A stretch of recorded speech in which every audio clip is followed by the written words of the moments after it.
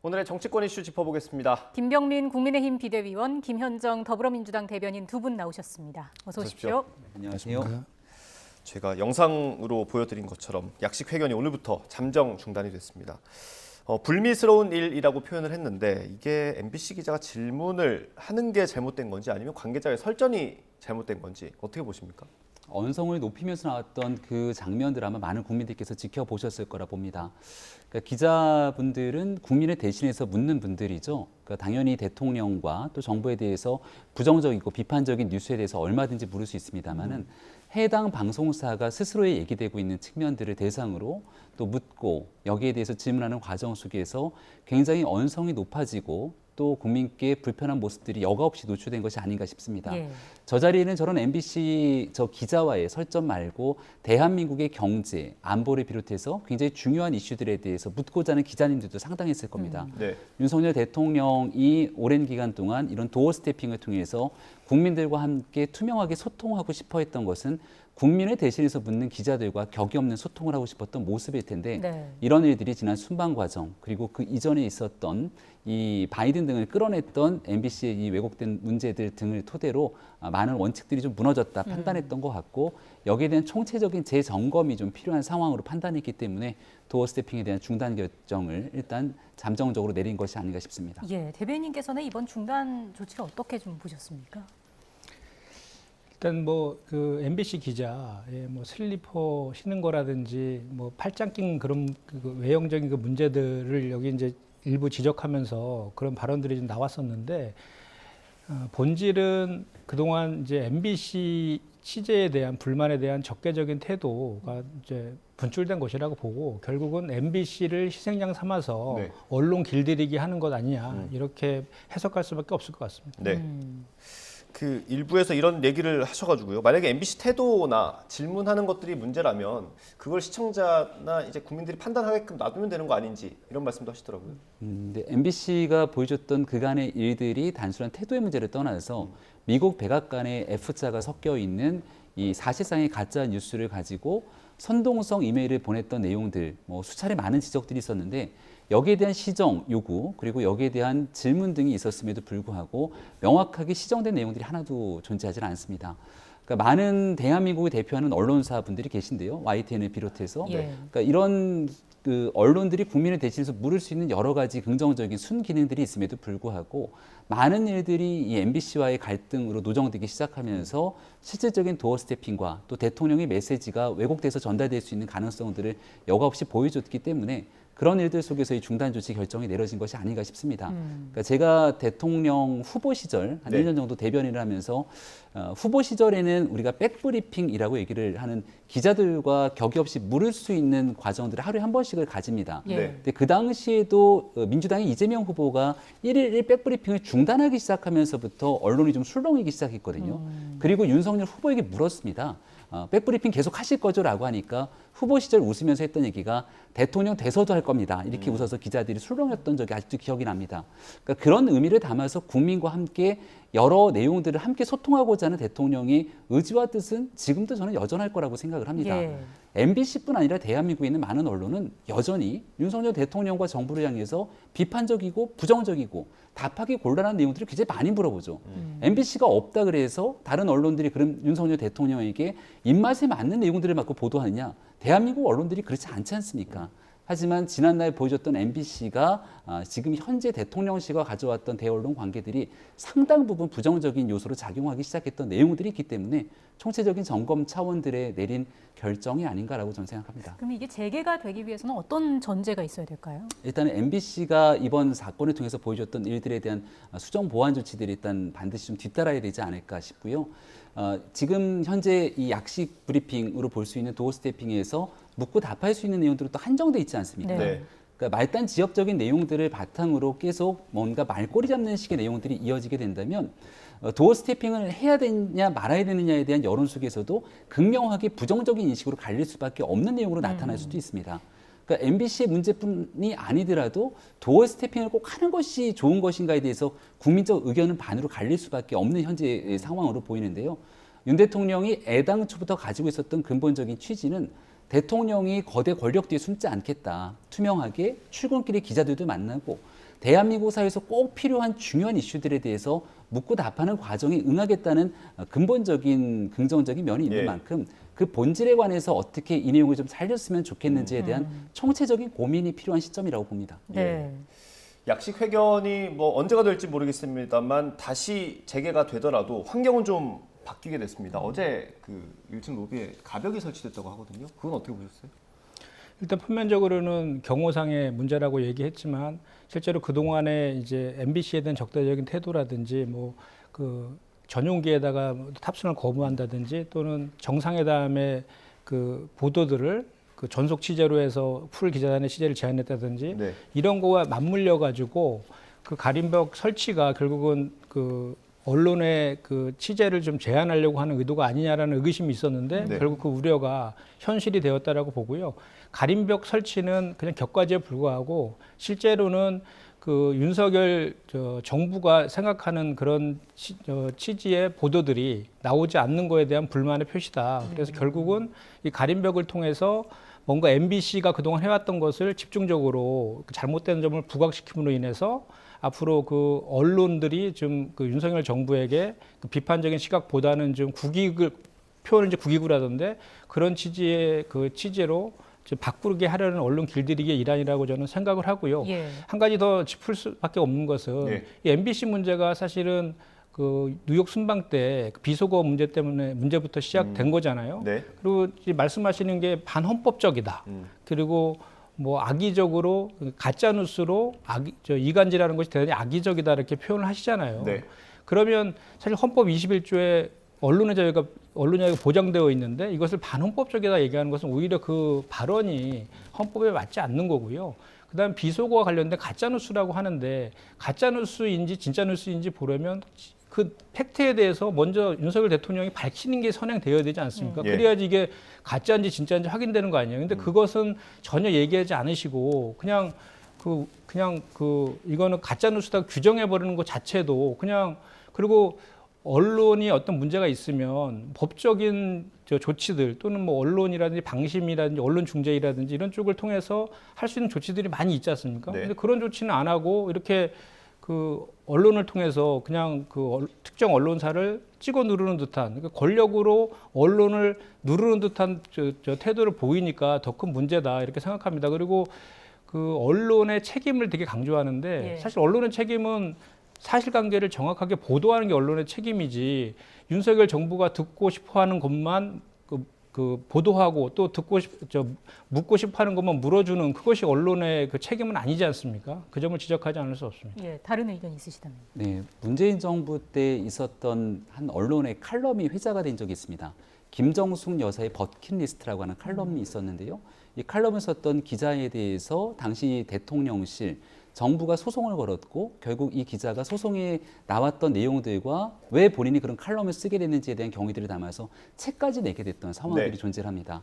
그러니까 말 그대로 이제 대한민국 언론의 권력의 힘으로 언론을 길들이기, 입막음을 하기 위한 과정들에 대한 대표적인 사례가 저는 문재인 정부 때 있었던 이 같은 예가 아닐까 싶고요. 예. 지금 있었던 MBC와의 여러 가지 갈등, 고조들이 있었지만 그 문제에 대해서 순차적인 해답을 듣기 위해서 해명을 요청하기도 하고 네. 시정에 대한 얘기들을 끊임없이 이어가기도 했지만 결과적으로 돌아오게 되는 건 그 같은 선의에 대한 답변들이 돌아오지는 않았던 측면들이 있습니다. 예. 앞서도 잠깐 설명드린 바 있습니다만은 MBC뿐 아니라 대한민국의 상당수 많은 언론에선 윤석열 정부가 잘못하고 있는 일들에 대해서 여과 없이 거침없이 비판하는 목소리들이 있지만 거기에 대해서 권력의 힘으로 누군가를 소송하거나 찍어 누르려고 하는 모습들이 현 정부에서 과연 보여지고 있는 건지를 다시금 말씀드릴 수밖에 없는 상태이고요. 예. 결과적으로 지금 보여지고 있는 MBC와의 일부 갈등의 모습들이 국민들께 썩 좋은 모습으로 보여지지는 않고 있습니다만 그럼에도 불구하고 정부가 본연의 역할들에 대해서 충분히 국민께 좋은 내용들을 전달하기 위한 과정 속에서 일어나고 있는 어쩔 수 없는 MBC와의 행태에 대한 내용들 일부 대응들이 예. 있었다는 점을 다시 한번 말씀드립니다. 네, 말씀하신 것처럼 이번 약식 회견 중단 결정은 MBC와의 어떤 갈등이 고리가 됐습니다. 국회에서도 이걸 가지고 좀 공방을 하고 있는데요. 저희가 영상을 하나 준비했습니다. 여야 지도부 목소리 들어보겠습니다. MBC는 혹시 언론의 자유를 왜곡, 과장 보도를 일삼고 가짜 뉴스를 마음대로 내보낼 자유와 착각하고 있는 건 아닙니까? 광우병 소 조작 보도로 나라를 온통 뒤집어 놓을 자유, 500억대 탈세를 하고도 멀쩡할 자유, 대통령을 상대로 마음대로 고함 치를 자유, 한마디로 자기들 멋대로 할 자유를 언론 자유라고 주장하고 있는 건 아닙니까? 혹시 나는 남들을 비판하고 심판할 뿐 그 반대는 결코 있을 수 없다고 믿고 있는 건 아닙니까? 부디 아니길 바랍니다. 모든 자유에는 책임이 뒤따릅니다. 책임지지 않는 자유는 폭력입니다. 언론도 마찬가지입니다. MBC는 그동안 어느 쪽이었습니까? 대통령이 자부했던 도어 스태핑 장소에 기자와의 설전 직후 경호와 보안을 빌미로 이 정권의 불통과 오기를 상징할 가림막을 세우고 도어 스태핑마저 중단한다고 하니 참으로 점입 가경입니다. 대통령이 야당 그리고 국민 앞에 철벽을 치고 대통령실은 언론과의 사이에 가벽을 세우니 대한민국 정치에 큰 절벽이 생긴 것입니다.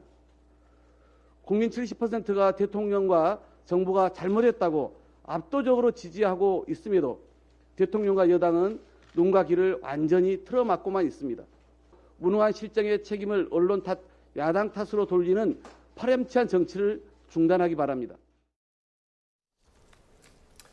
예, 여당이시라서 자꾸 여쭤볼 수밖에 없네요. 네.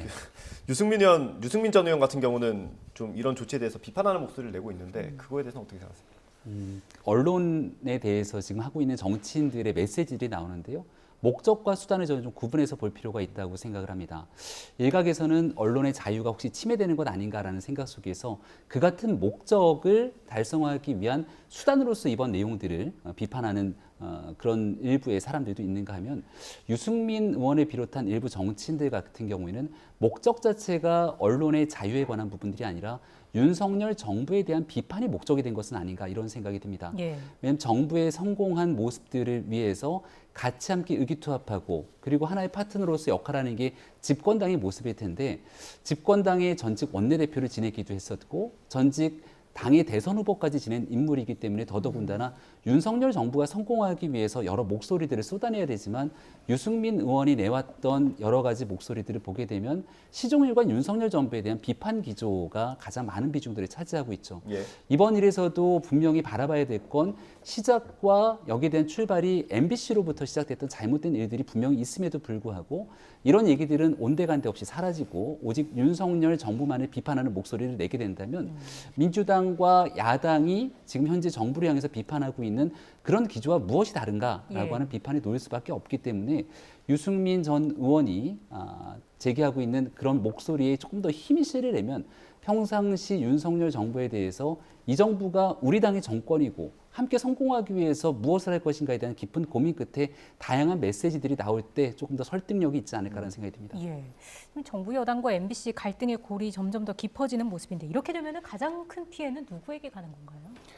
저는 먼저 이렇게 국민의힘에서 지금 사실 그 대다수의 국민들은 지금의 그 MBC와 관련된 이 논란에 대해서 언론 탄압이라고 생각하고 있습니다. 다들 아시겠지만 헌법상에 언론 출판 집회 결사의 자유 대단히 중요하지 않습니까? 그리고 지난 그 20대 국회에서 왜 가짜뉴스와 관련해서 징벌적 손해배상 제도 도입 관련된 논의 있을 때 국민의힘에서 가장 반대를 했었거든요. 근데 지금 갑자기 180도 이제 태도를 바꾼 것도 저는 사실 좀 의아한데요. 예.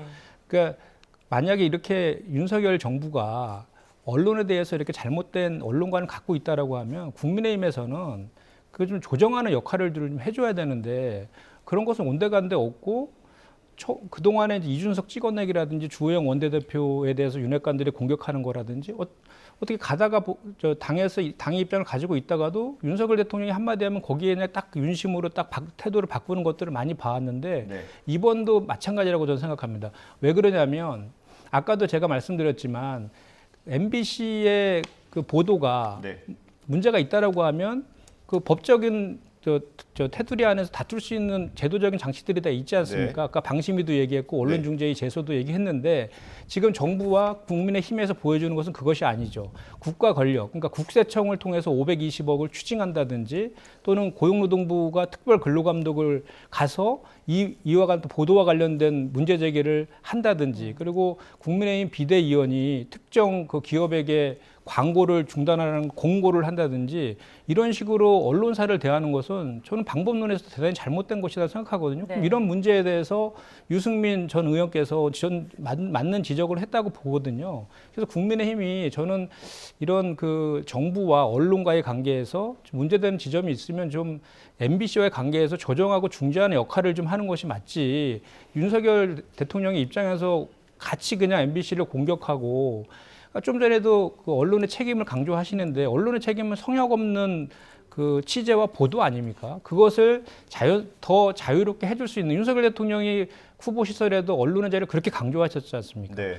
그런 것들을 좀 더 자유롭게 해줄 수 있는 환경을 만들어주는 게 저는 여당의 역할이라고 생각합니다. 예.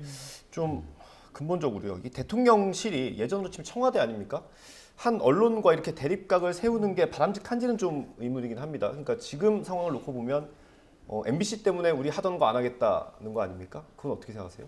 구태여 MBC 때문에 안 하겠다라고 하는 측면들보다는 MBC로 인해서 불거졌던 내용들의 우려들이 현실화됐고 그런 내용들이 여과 없이 드러났기 때문에 일단 도어 스태핑에 대한 중단 조치가 있었고 거기에 대한 이제 고민들을 해보겠다는 것 아니겠습니까? 그러니까 특정 언론만을 대상으로 하고 있다는 목소리보다는 왜 MBC가 그토록 이 대통령실과 설전과 이와 같은 갈등을 부추길 정도로 심각하게 공영방송이 퇴색됐는가 이 근본적인 물음에 대해서도 한번 생각해 볼 필요가 있을 것 같습니다. 지난날 대통령 선거 때 MBC가 선거에 개입이라도 하듯 김건희 여사의 사적 녹취를 한 프로그램을 통해서 틀어서 오히려 그것이 역풍을 불러일으켰다라고 하는 목소리들도 있었고 한 탐사 프로그램에서 누가 고발을 사주했을까라고 하는 프로그램을 내보내는데 여기에 윤석열 당시 후보의 모습들을 보이면서 BGM이라고 하죠. 배경음악에 빅뱅의 거짓말을 집어넣어갖고 한참 논란이 됐던 적도 있습니다. 네. 한 번, 두 번의 일들이 아니라 여과 없이 계속돼서 나타나고 있는 이 공영방송의 문제 속에서 드러난 정치 편향성. 여기에 대해서 문제를 삼지 않을 재간이 없는 이 현재 참담한 언론의 문제들도 한 번쯤 짚어볼 필요가 있을 것 같고요. 아까 김종혁 비대위원도 굉장히 적절한 얘기를 꺼냈는데 네. 언론의 자유 너무너무 중요합니다. 예. 하지만 입법, 사법, 행정과 함께 대한민국을 바로 세우고 있는 하나의 축인 언론도 이 같은 책임에서 자유로울 수는 없을 것이거든요.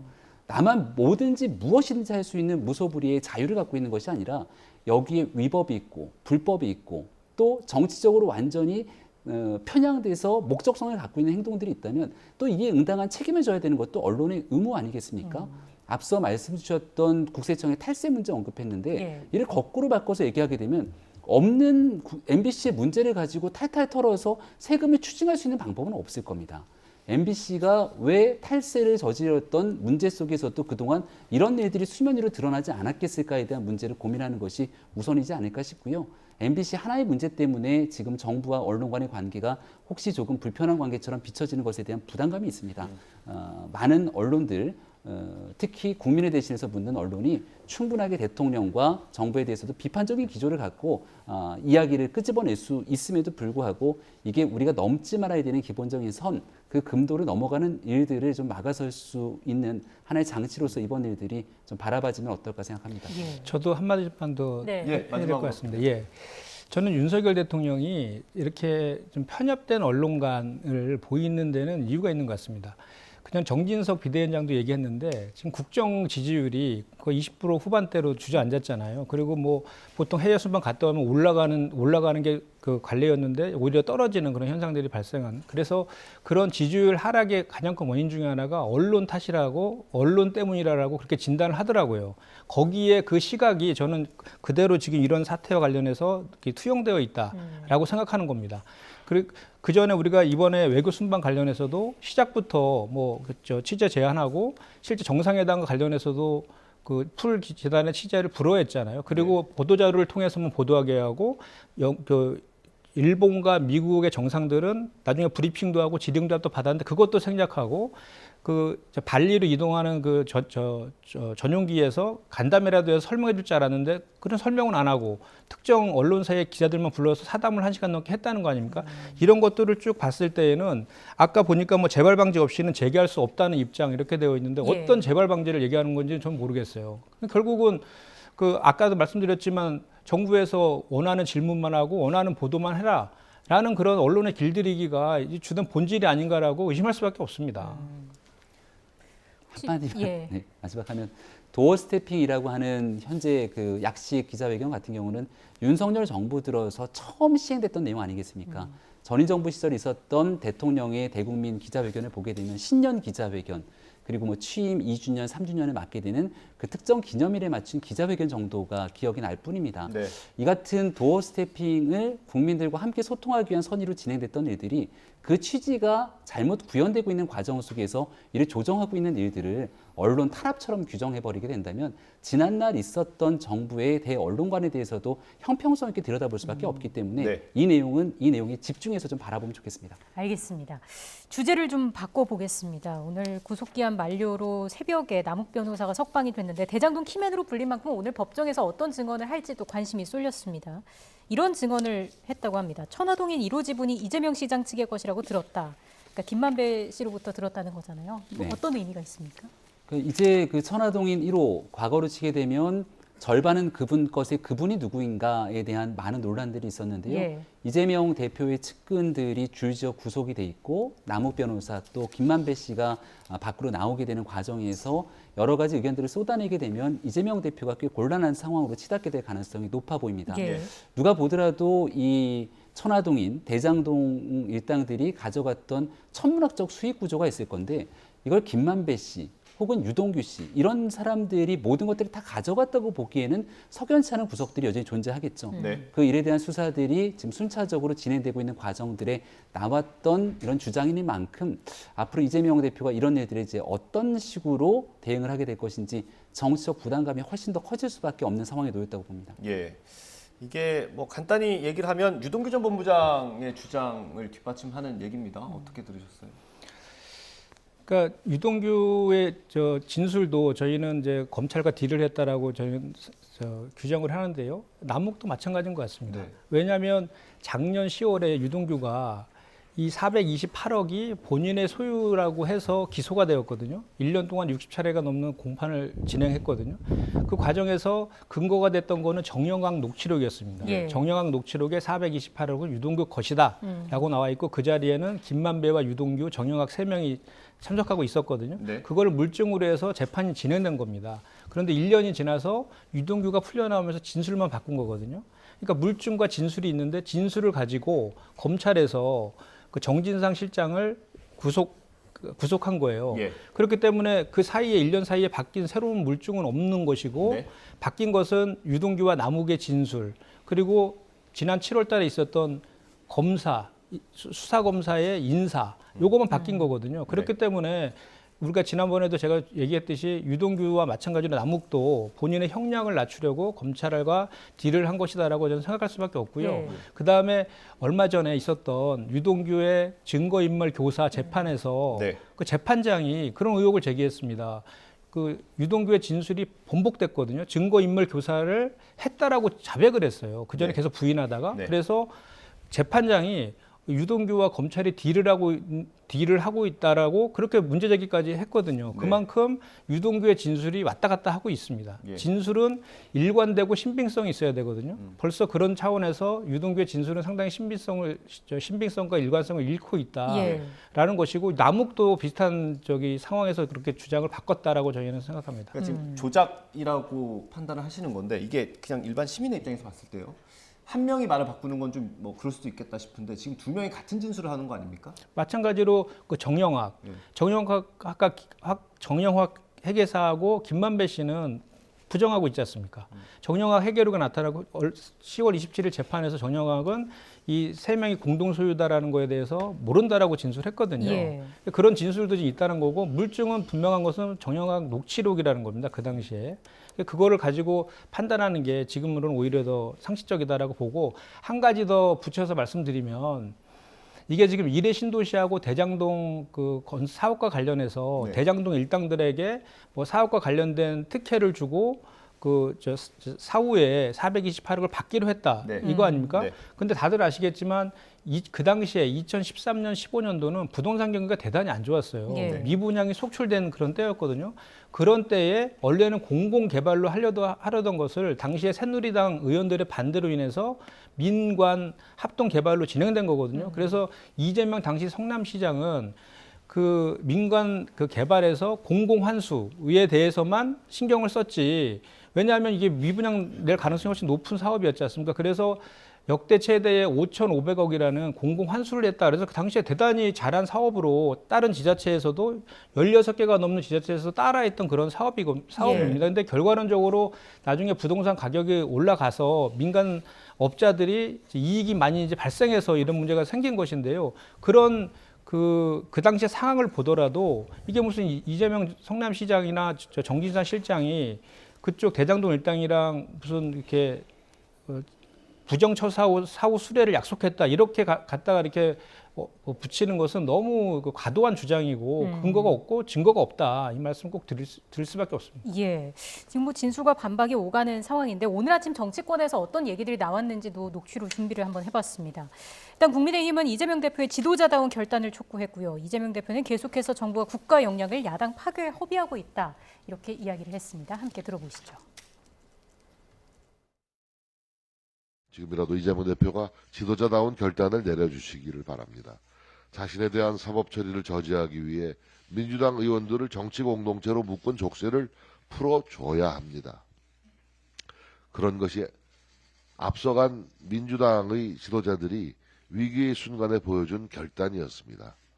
위기 극복에 써야 될 국가 역량을 야당 파괴에 허비하고 있어서 안타깝습니다. 검찰 독재 정권의 어떤 탄압에도 우리 민주당은 흔들림 없이 민생과 경제를 챙기고 평화와 안보를 지켜나가겠습니다. 네, 앞으로 더 나오게 될 그 남욱 변호사의 진술이나 곧 석방될 김만배 씨 입에도 많은 이목이 집중이 되고 있는데 앞서 비대위원님께서 이재명 대표가 앞으로 어떻게 대응할지가 주목된다라는 말씀을 해주셨습니다. 그 대변인님께서 한 말씀 여기서 해주신다면요. 제가 좀 전에도 말씀드렸지만 김용과 정진상 실장은 모든 혐의를 부정하고 있거든요. 네. 부정하고 있는데 이제 윤석열 검찰에서는 그 부정하고 있는 것을 유동규의 진술만에 의해서 지금 이제 구속시키고 한 명은 기소한 거 아닙니까?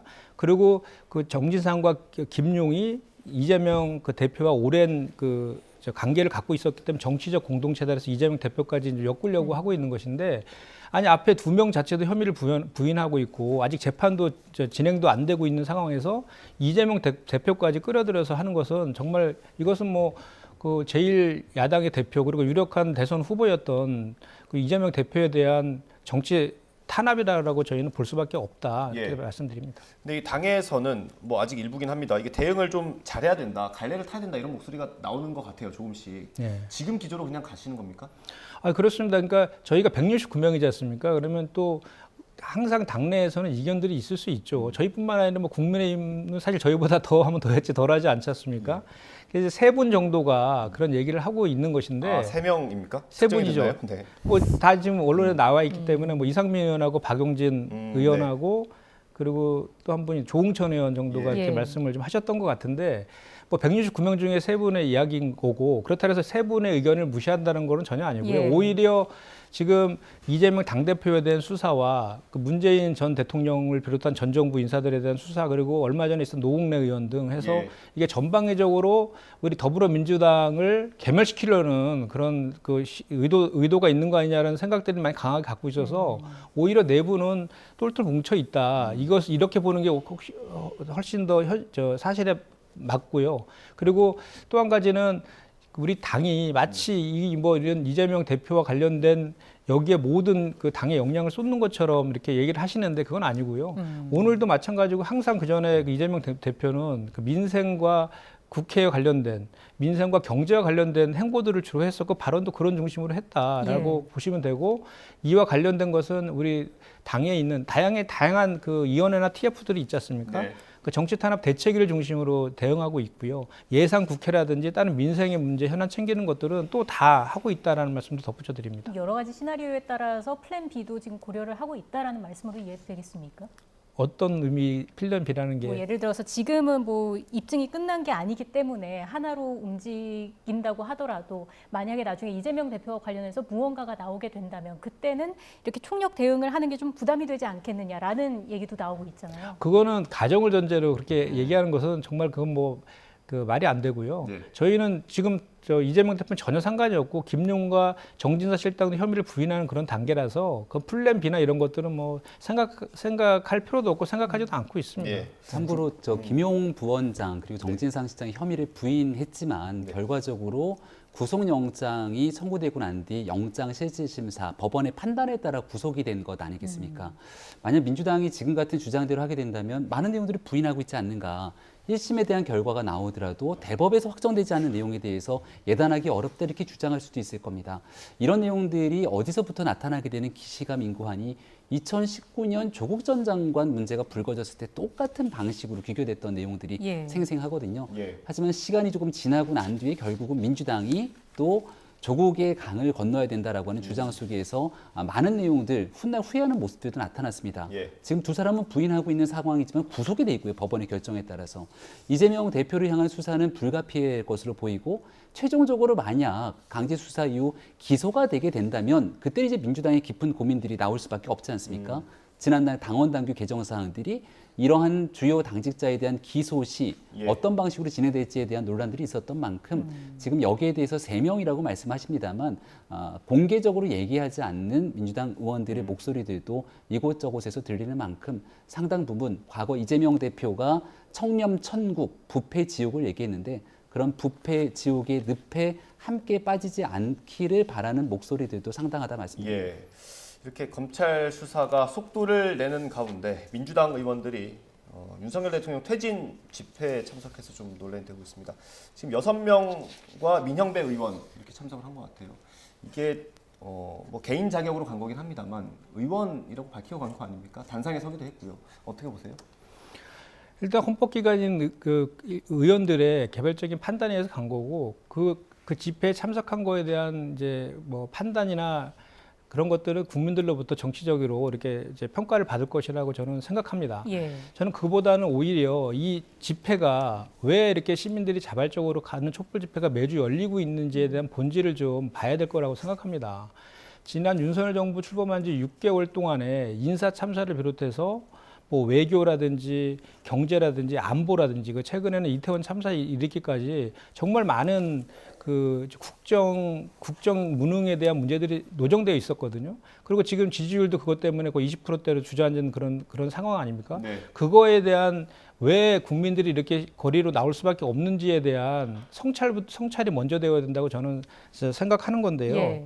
그래서 지금이라도 그 이제 윤석열 정부는 이렇게 자꾸 이렇게 뭐 메신저들을 공격하는 방식이 아니라 이 국민들이 주는 메시지에 좀 해서 지금 국정조사 이태원 참사 관련된 국정조사도 지금 여기에서 지금 이 집회가 윤석열 정부를 부정하는 것이 아니에요. 그러니까 요구를 하고 있지 않습니까? 예. 진상조사와 책임자를 처벌하라. 그리고 1년 동안 지지부진한 김건희 여사와 관련된 의혹에 대해서 특검을 실시하라. 이런 요구들을 하고 지금 촛불 집회를 하고 있는 것이거든요. 그럼 그런 요구들에 대해서 어떻게 할 것인지를 국민들이 설득할 수 있는 내용으로 설명을 해야 될 문제이지 저기에 참석한 그 의원들이 문제이다. 이게 무슨 헌정을 유린하는 거다. 이런 식으로 받아들이면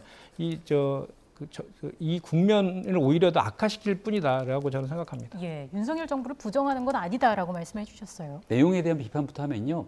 토요일에 있었던 집회, 수학능력 시험 이후 우리 대한민국의 수험생들이 논술 시험을 보기 위해서 발을 동동 구르면서 정말 수험장에 가기 위해서 노력했던 그때이기도 합니다. 저런 날 구태여 저와 같은 집회를 통해서 교통혼란 마비시키고 또 거기에 대한민국의 국회의원들이 직접적으로 참여하는 모습들이 대한민국 수험생들에게 피해를 준 점은 없는지를 한번 짚어봤으면 좋겠다라는 예. 점 하나 말씀을 드리고요. 내용 메시지에 대한 말씀을 주셨으니까 참사의 주범이 윤석열 대통령이다라고 하는 측면에 대해서는 인과관계를 대단히 오독하고 있는 발언이 아닐 수가 없습니다. 12구 참사에 대해서 안타까운 마음을 갖고 분명하게 진상을 규명해야 된다라고 생각되는 국민들의 목소리는 단 하나도 다르지 않을 거라고 봅니다. 네. 여기에 대한 우선순위들이 중요할 텐데요. 민주당이 이와 같은 방식에 참여하면서 이번 참사의 주범을 대통령이다 규정짓게 되는 내용들이 어떠한 방식으로 문제 해결에 도움이 되는 것인가. 실질적인 진상규명을 오히려 방해하고 다른 정치적인 셈법으로 이 내용들을 옮겨가는 것은 아닌지가 생각이 되고요. 해야 되는 중요한 우선순위 중에 제 첫 번째 우선순위는 유족들에게 2차, 3차 가해를 가하고 있는 희생자 명단 공개를 바로잡는 일부터 시작돼야 됩니다. 예. 근데 저 자리에 참석한 김용민 의원을 비롯해서 철험의 의원, 안민석 의원의 모습도 보이던데 이러한 정치권들이 힘을 실는 목소리들을 냈기 때문에 이 민들레 그리고 더 탐사 같은 사람들이 유족에게 씻을 수 없는 상처를 주고 있는 일들을 자행하고 있는 것 아닙니까? 예. 그런 일들을 좀 바로잡아가면서 할 수 있는 목소리, 메시지를 내야 될 텐데 목적을 다 정해놓고 움직이게 되는 이 같은 행태에 대해서 분노하는 국민의 목소리 적지 않다는 점 꼭 알아뒀으면 좋겠습니다. 예. 근데 이제 그 참사의 주범이 윤석열 대통령이다라는 거를 예를 들어서 말씀하셨는데 이런 거잖아요. 저희 헌법 34조와 재난안전법 4조 보면 재난으로부터 국민의 생명과 안전을 지킬 의무를 대통령에게 부여하고 있습니다.